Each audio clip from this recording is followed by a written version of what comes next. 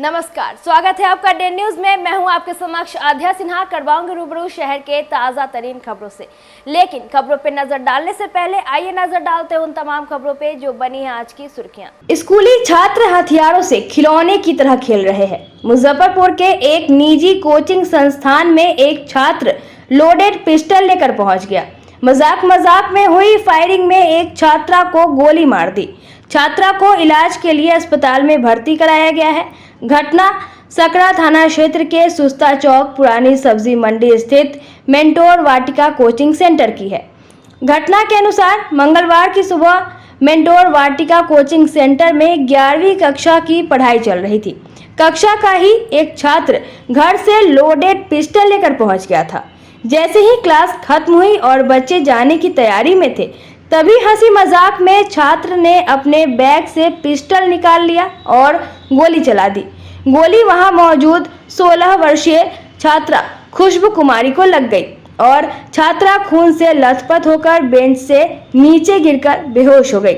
इस घटना के बाद वहां हड़कंप मच गया। कोचिंग के अन्य बच्चे जान बचाकर भागने लगे।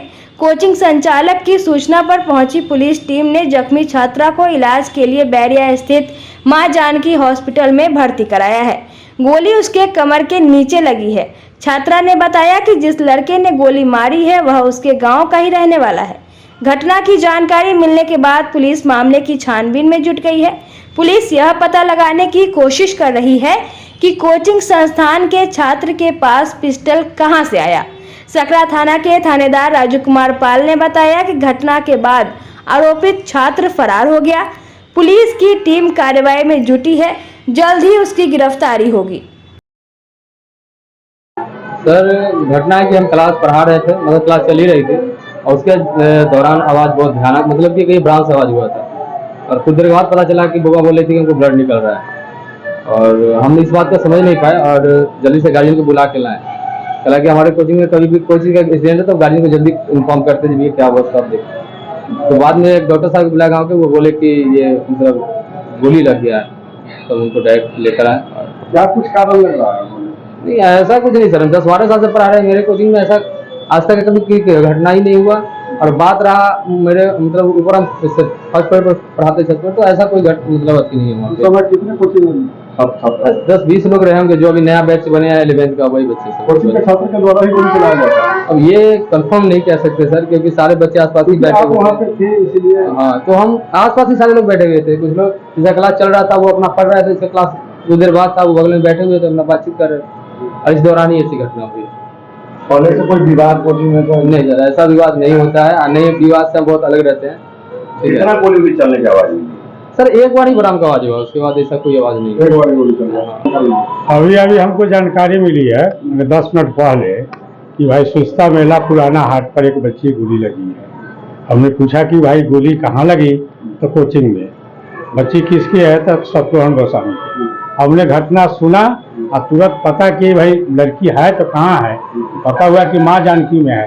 तुरंत हम वहाँ से माँ जानकी में आ गए हैं। यहाँ बच्ची से भी मुलाकात की है, उसका स्थिति के वहाँ पे है। अब आगे की कार्रवाई कहाँ के रहने वाले? वो बच्ची है कान मनियारी की। क्या कुछ कारण अभी तक पता सामने? कुछ नहीं, कुछ हमको तो समझ में अभी तक कुछ नहीं आया। वस्तुस्थिति के देखेंगे, सोचेंगे, समझेंगे, तब जो बयान। किसके द्वारा क्या कुछ गोली चलाने की बात सामने या फिर ऐसा कोई मामला तो सामने होगा जिसके कारण? उनका फोन पर हमको भी आया कि एक लड़का गोली मारा है। अब किसके परिवार के है, जब तक तहकीकात न करेंगे तो उसका हम बयान कैसे दे सकते हैं। हाँ, लगा है गोली। कोचिंग का छात्री, हम लोग सारी बिंदुओं पर जांच कर रहे हैं। घटना सत्य है और हम लोगों ने FSL टीम को भी बुला लिया है। आगे जैसी जानकारी होगी आप लोगों को बताया जाएगा। अभी तक क्या लग रहा है? अभी तक जो घटना है, अभी हम लोग कुछ भी बोलना जल्दबाजी होगा। हम लोग सारे बिंदुओं पर जांच कर रहे हैं, शीघ्र ही आपको अवगत कराया जाएगा। कोचिंग के जो संचालक उनसे बातचीत होगा, हम लोग उनसे भी पूछताछ करेंगे और शीघ्र आपको अवगत कराएंगे। एक सप्ताह से दहशत में जी रहे ग्रामीणों ने मंगलवार की सुबह करीब 6:30 बजे सियार को मार गिराया।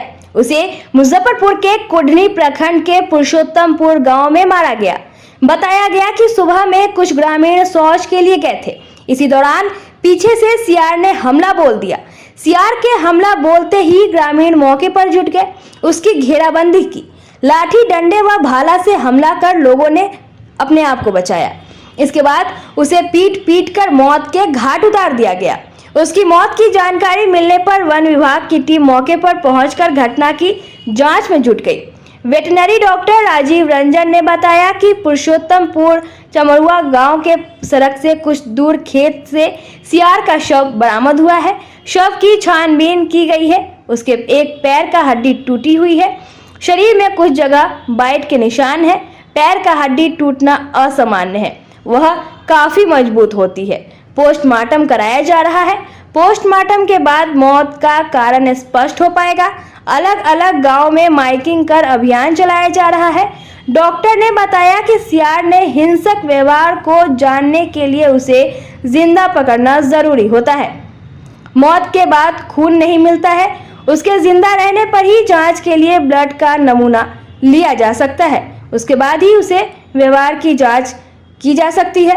मृत्यु के बाद केवल मौत का कारण जानने के लिए पोस्टमार्टम जरूरी होता है। हाँ, रात में गश्ती लगभग 1-1:30 बजे के आसपास हम लोग गश्ती करके लौटे हैं। तब तक तो सब कुछ सामान्य था और सुबह में लगभग 7, सवा 7 बजे के आसपास सूचना मिली कि पुरुषोत्तमपुर इलाके में एक मृत सियार रोड के किनारे पड़ा हुआ है। तो आनंद फनाने में हम अपनी टीम के साथ वहाँ पहुँचे और मृत जानवर का को अपने कब्जे में लेके अपने विभाग कैंपस में लाए हैं। अभी इसका पोस्टमार्टम करेंगे। अभी तक के जांच में क्या बातें सामने आई है? मारा गया है या फिर सड़क दुर्घटना में इसकी मौत हुई है? देखिए, ये कुछ कहना अभी कठिन है कि इसकी मृत्यु का कारण ऊपर से देखने पर क्या है, अंदर देखने पर क्या है, ये हम कुछ कह नहीं सकते हैं। सवाल यहाँ पर यह है कि लोगों को मारने से बचना चाहिए। ये वाइल्ड लाइफ प्रोटेक्शन एक्ट 1972 के शेड्यूल 1 का प्राणी है।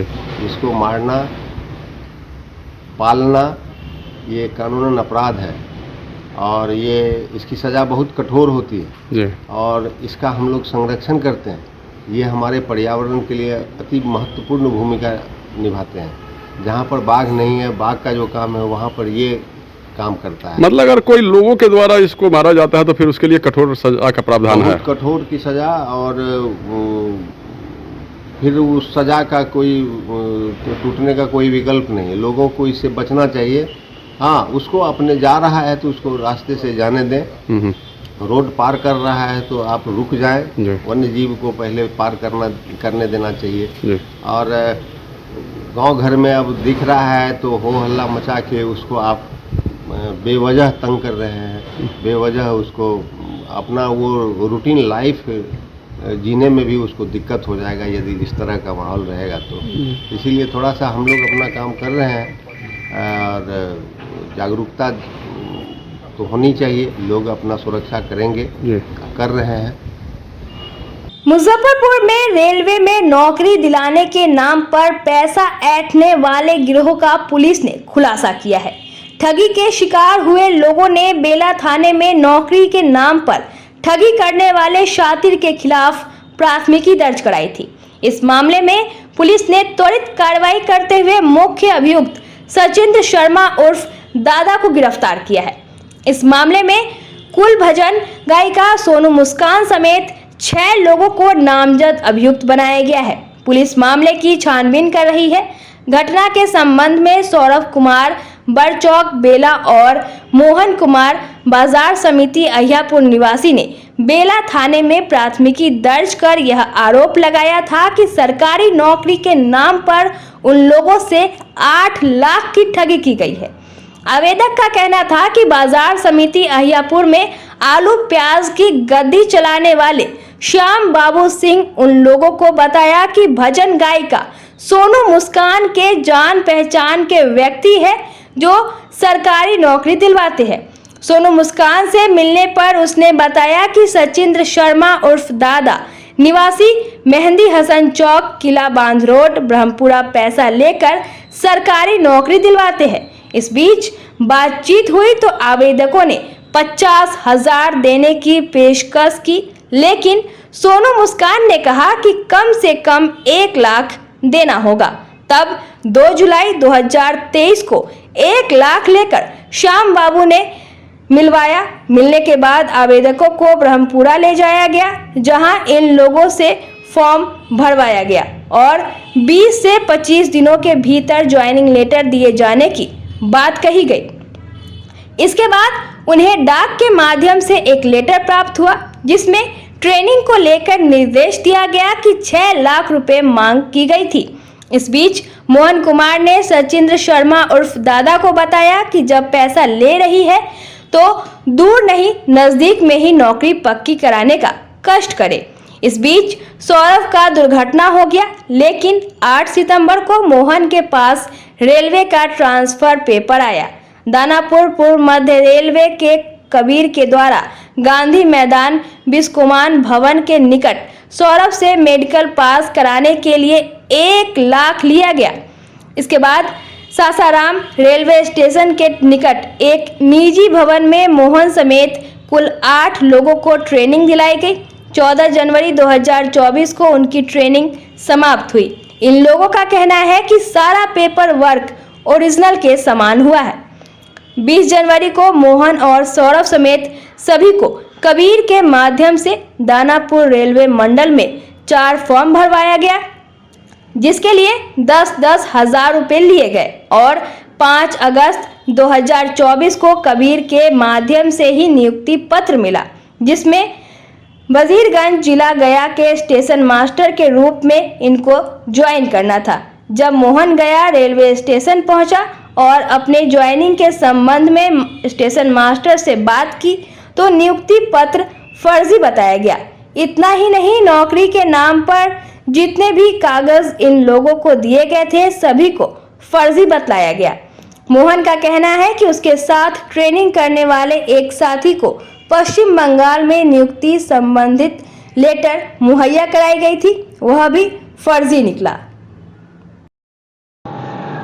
और पुलिस की इन्वेस्टिगेशन में पता चला था कि एक जॉब के नाम पर बड़ा एक रैकेट मुजफ्फरपुर के साथ साथ बिहार के कई जिलों में चल रहा है, जिसमें उन व्यक्तियों से जो विशेषकर बेरोजगार हैं उनकी मजबूरी का फ़ायदा उठाया जाता है और उनको विभिन्न विभागों के, जैसे रेलवे के नाम पर या स्टील अथॉरिटी ऑफ इंडिया के नाम पर, FCI के नाम पर, उनके सीनियर जो टॉप मोस्ट ऑफिसर्स होते हैं उनकी सिग्नेचर्स, उनकी सील, उनके नाम से अपॉइंटमेंट लेटर्स, वो सारे के सारे ऐसे कि जो व्यक्तिवादी है उसको पता भी नहीं चलता है कि ये सब फर्जी हैं।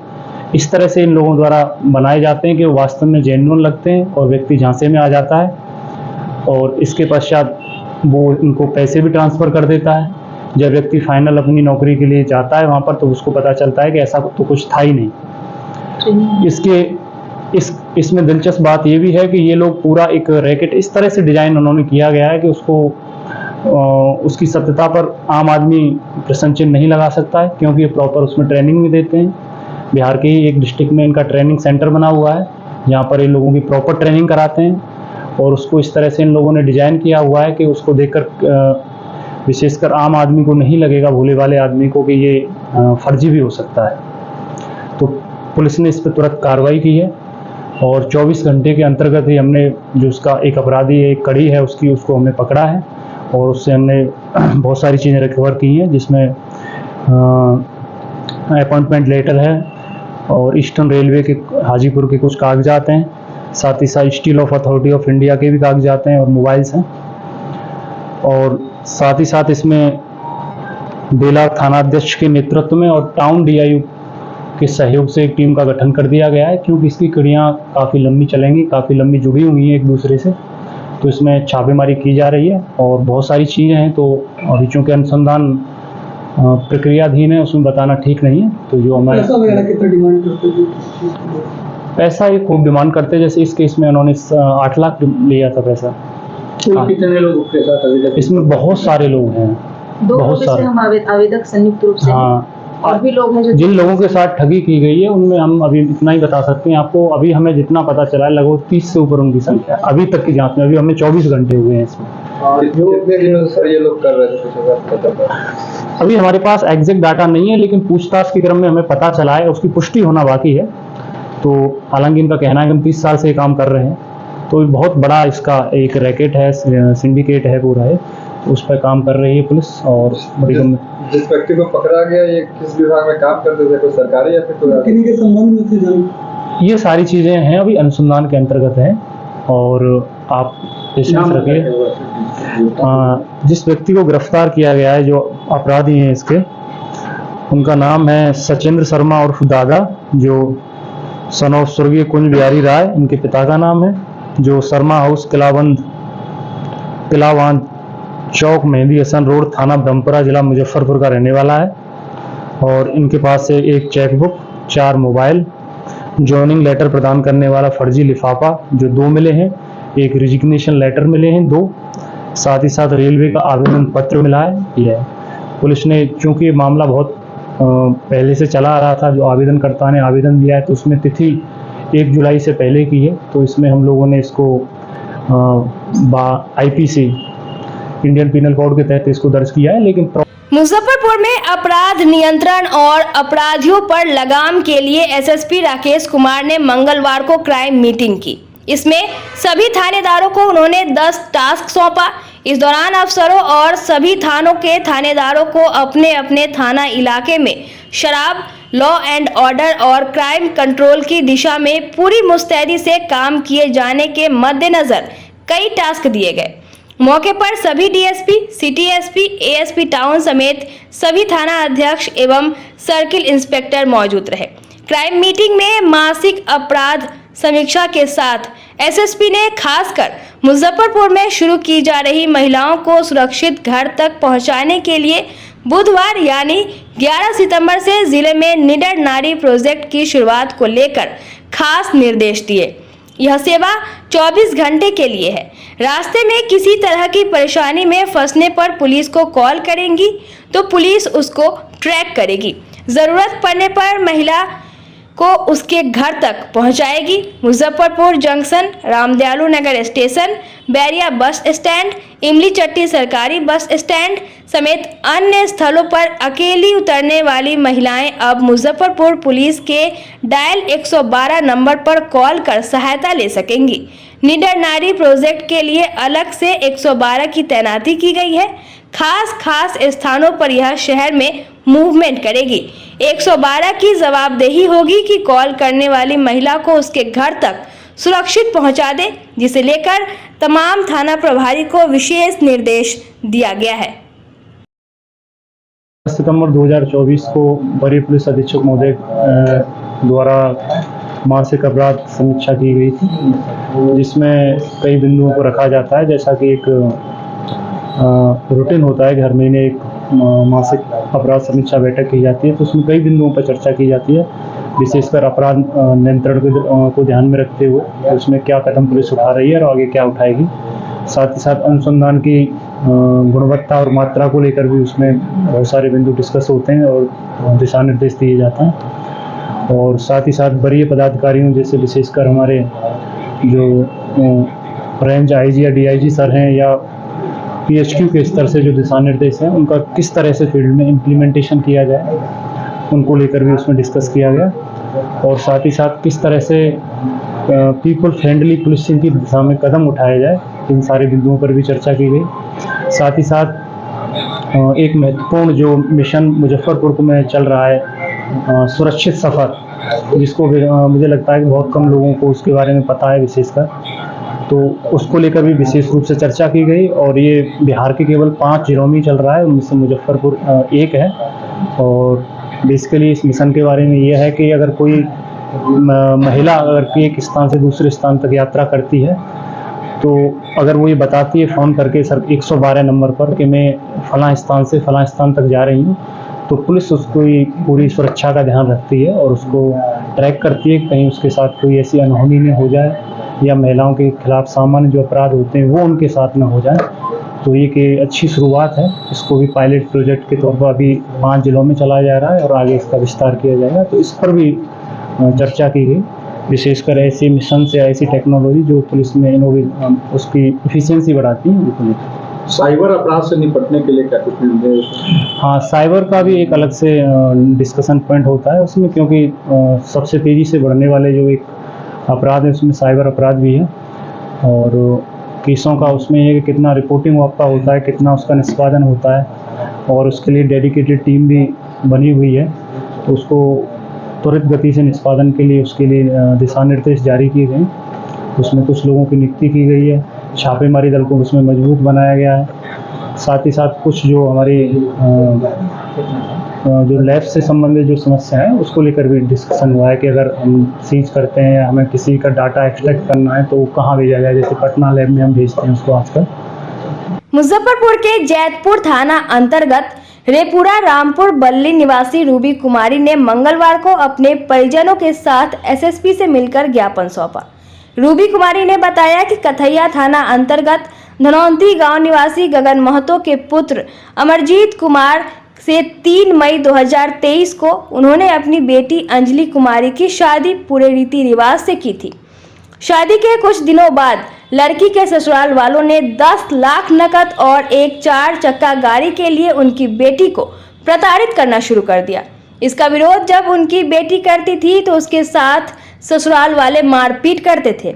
इसी दौरान 21 अगस्त 2024 को शाम 4 बजे उनको सूचना मिली कि उनकी बेटी को ससुराल वालों ने मारकर उसके शव को गायब कर दिया है। रूबी कुमारी ने बताया कि सूचना मिलने पर उसने कुछ ग्रामीणों के साथ और कथैया पुलिस की मौजूदगी में जब बेटी के ससुराल पहुंची तो पूरा घर बंद था और लोग गायब थे। खोजबीन करने पर उस जगह का पता चला जहां उसकी बेटी के शव को जलाया जा रहा था। पुलिस ने उस जगह से उसकी बेटी की अंगूठी, लॉकेट और कुछ हड्डियां बरामद की। इस घटना को आज 1 महीने होने को जा रहे हैं, लेकिन अभी तक पुलिस ने एक भी अभियुक्त की गिरफ्तारी नहीं की है। पीड़ित ने अपराधियों की जल्द से जल्द गिरफ्तारी की मांग की है। रक्षाबंधन को आई थी 19 तारीख को, 20 तारीख को यहाँ से गई शाम को 3 बजे। आज 3 दिन बाद हमको मालूम चला कि आपको बेटी के यहाँ दफना दिया है, काट दिया है। तब यहाँ से लेके गए, अपने गांव से समाज के आदमी सबके लेकर गए। या वहाँ पर गए तो प्रशासन लेके गए तो उनको साथ में तो घरे कोई नहीं था। और 1-1.5 किलोमीटर चौर में लेकर काट के पूरा ऐसे गोर हाथ, पूरा शरीर नहीं है, खाली गोर हाथ के लाश जराया है या बस हड्डी मिला वहाँ। तभी जगह बनवाए थे से वो है या एगो जनता थी औंठी है और पेट्रोल शायद डीजल चाहे कुछ भी से जराया हुआ है, ढक्कन मिला है। हर हमेशा उसको टॉर्चर करती थी कि बोलू 4 चक्का दो 1 लाख रुपया, 4 चक्का दो 1 लाख रुपया। तो हमसे कहते थे कि शादी हो गया तो मजाक कर रहे हैं। ये सब बात लेकर उसको सास है सटही देवी गगन महतो के जनाना, स्वर्गीय गगन महतो के जनाना, भैंसुर है देवलाल महतो और उसको पत्नी है भैंसुर के। क्या मालूम चला कि उनको किस तरीके से मारा गया, कुछ पता चला?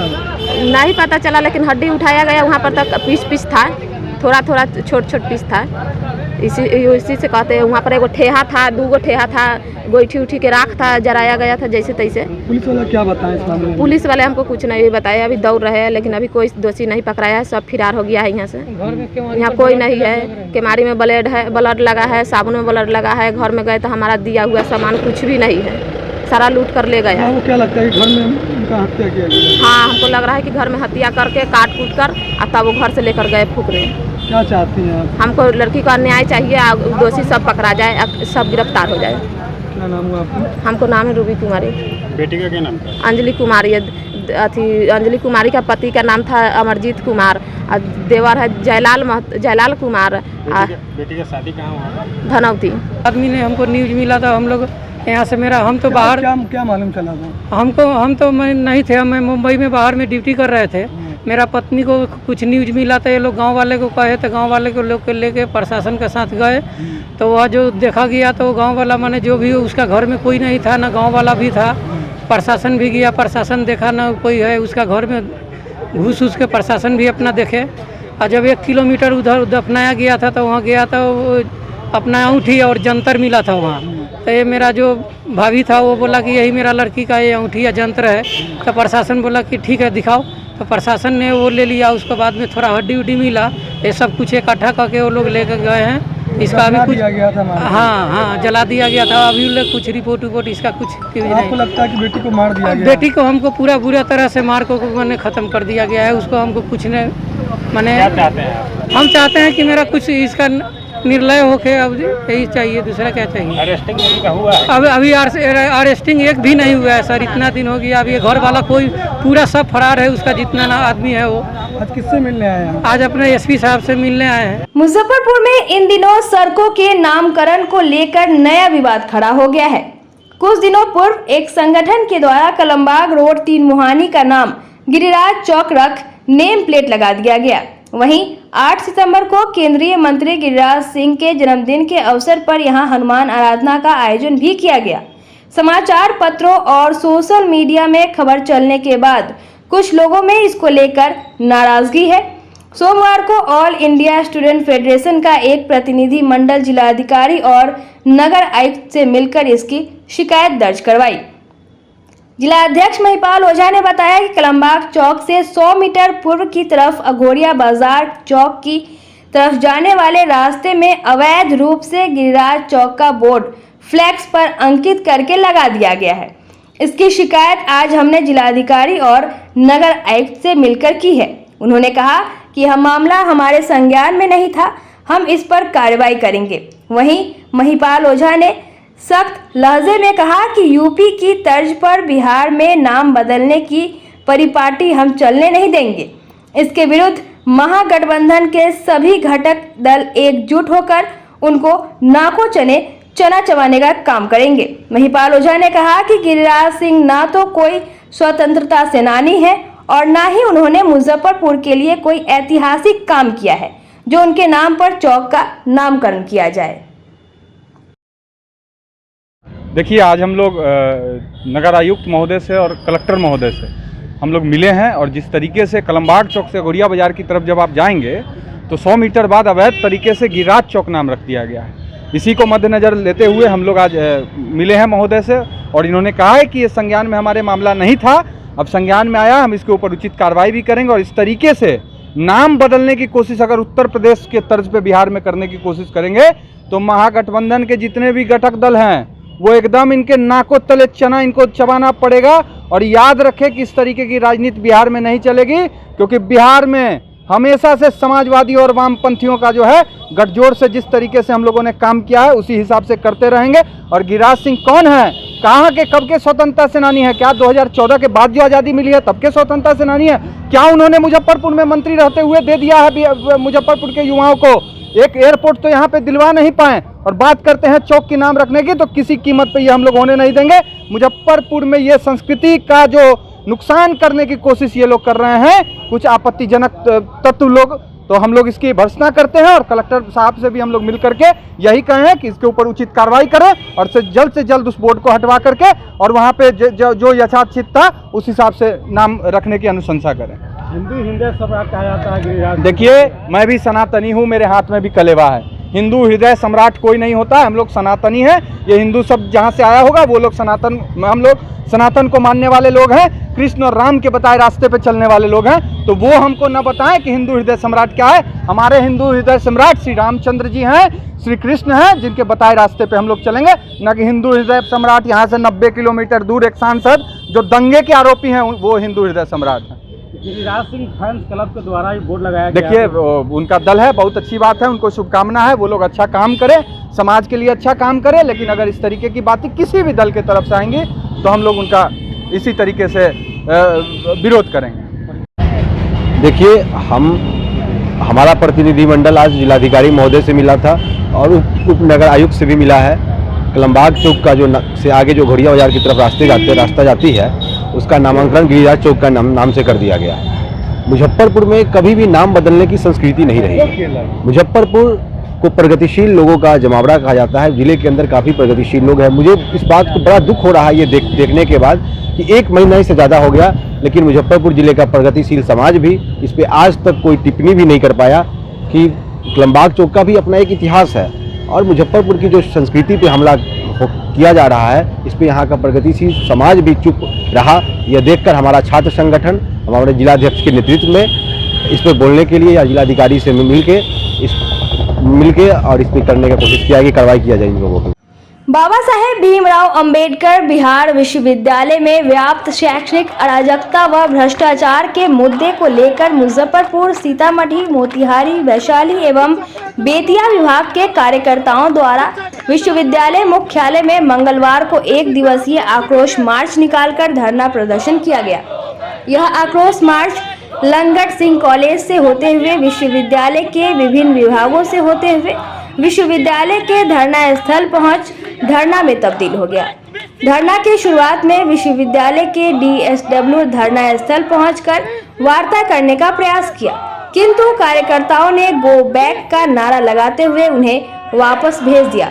फिर उसके बाद कुलानुशासक परीक्षा नियंत्रक के साथ DSW पुनः वापस वार्ता करने आए, तब कार्यकर्ताओं का गुस्सा और ज्यादा बढ़ गया और नोकझोंक भी हुई। कार्यकर्ताओं का साफ मांग था कि कुलपति के साथ ही सभी पदाधिकारी से वार्ता होगी।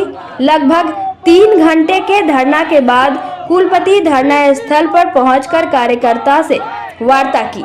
मौके पर ABVP से 5 सदस्यीय समिति ने कुलपति से अपनी मांगों को रखा।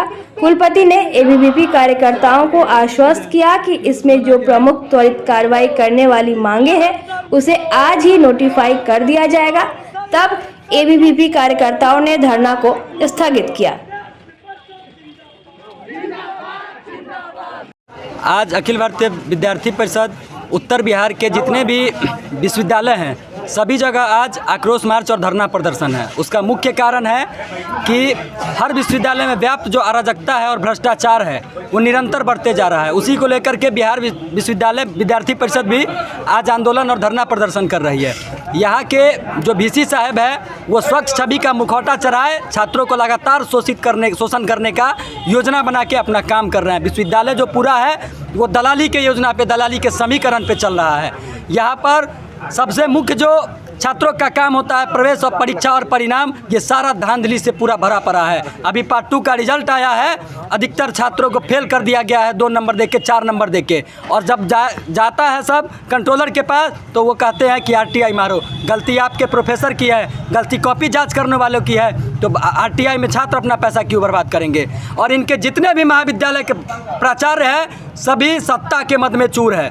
सभी जो है सभी को लगता है कि हम बिहार के राज्यपाल हैं। सब एकदम घमंड से बात करते हैं, उनको अपनी स्थिति नहीं पता है। उनको नहीं पता है कि विद्यार्थी परिषद अपना मोर्चा खोल चुकी है। विद्यार्थी परिषद के मांगों को उनको पूरा करना होगा, नहीं तो उनको कॉलेज और विश्वविद्यालय छोड़ के जाना होगा। उनके पास दूसरा कोई विकल्प नहीं है। अखिल भारतीय विद्यार्थी परिषद लगातार प्रतिनिधि मंडल के माध्यम से VC को आगाह करने का काम किया कि जो भ्रष्टाचार चल रहा है महाविद्यालय स्तर पर, विश्वविद्यालय स्तर पर, उसमें सुधार हो। अभी अपना बिहार विश्वविद्यालय कंप्लीट दलाली का अड्डा बन चुका है, तो इस पर जल्दी से जल्दी कार्रवाई करते हुए भी यहाँ छात्रों को आसानी से सब कुछ मार्कशीट से लेकर के परीक्षा में पारदर्शिता हो, कॉपी इवैल्यूएशन में पारदर्शिता हो, इन सब विषयों को लेकर आज ये आक्रोश मार्च और प्रदर्शन निकाला। दिक्कत होती है बच्चों को, उन्हीं सब विषयों को लेकर विद्यार्थी परिषद लगातार आंदोलन करते रहा है। उसी कड़ी में आज भी हम लोग विश्वविद्यालय स्तर पर सभी जिलों से हमारे कार्यकर्ता आकर के और विश्वविद्यालय के इकाई में ये आंदोलन कर रहे हैं। मुजफ्फरपुर के गरीबनाथ मंदिर रोड में महाराष्ट्र एवं स्वर्णकार सर्राफा संघ की ओर से गणेश पूजनोत्सव में सनातन सेवार्थ ने विघ्नहर्ता श्री गणेश की महाआरती की। इसके पूर्व विधि विधान से वैदिक मंत्रोच्चारण के साथ श्री गणेश जी की षोडशोपचार पूजन कर भोग लगाने के पश्चात महाआरती की गई। मौके पर संस्था के प्रदेश संरक्षक प्रभात कुमार, पंडित राकेश तिवारी, पंडित रमन मिश्रा, मनीष सोनी, धीरज सिंह, प्रणव भूषण मोनी, चंद्रकांत पाटिल, सचिन वैभव, सोनाज, चंद्रकांत पांठरे, अनिल, अतुल व अनंत रेयान मौजूद रहे।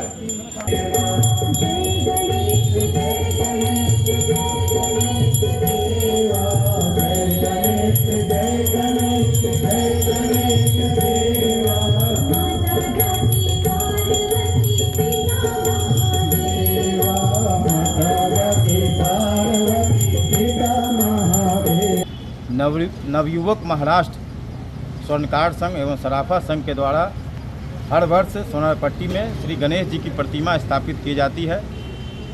इस वर्ष सनातन सेवार्थ बिहार की ओर से श्री गणेश जी की महाआरती की गई। इसके पूर्व भगवान श्री गणेश जी का षोडोपचार पूजन किया गया, महाभोग लगाया गया और महाभोग के उपरांत महाआरती की गई और विघ्नहर्ता से कामना की गई कि हमारे सारे बाधाओं सारे कष्टों को दूर करे।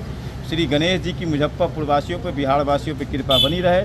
वैसे भी हम बिहार वासी प्रतिदिन माता लक्ष्मी और श्री गणेश जी की आराधना करते हैं और जब ऐसे अभी गणेश उत्सव पूरे देश और विदेशों में भी मनाया जा रहा है तो हम बिहार वासी इसमें भी पीछे नहीं हैं। श्री गणेश जी की कृपा के लिए आज हमने यहाँ महाआरती की। आज के लिए बस इतना ही। कल फिर मिलेंगे कुछ नई खबरों के साथ। तब तक मुझे और मेरे पूरे न्यूज़ टीम को दीजिए इजाजत। नमस्कार।